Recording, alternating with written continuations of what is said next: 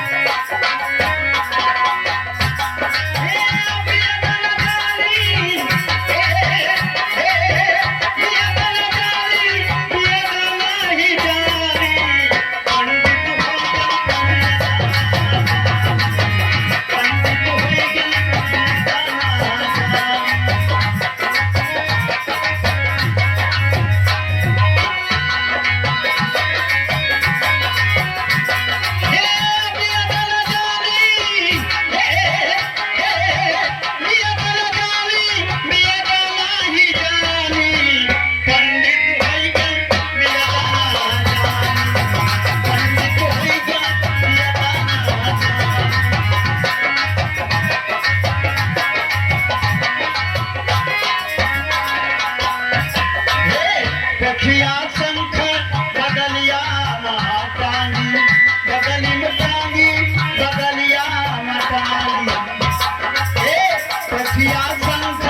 बगलिया मकाली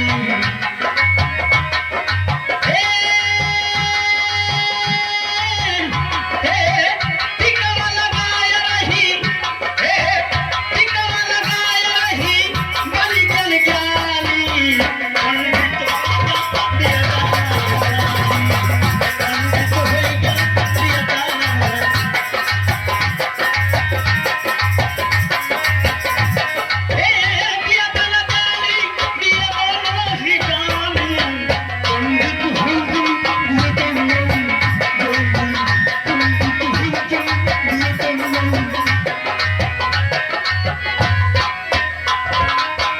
जैसे ये जजमान लोग कहे पंडित काका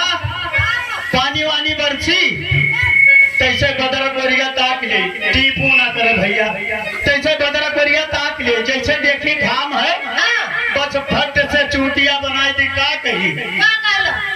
अरे आज कल हम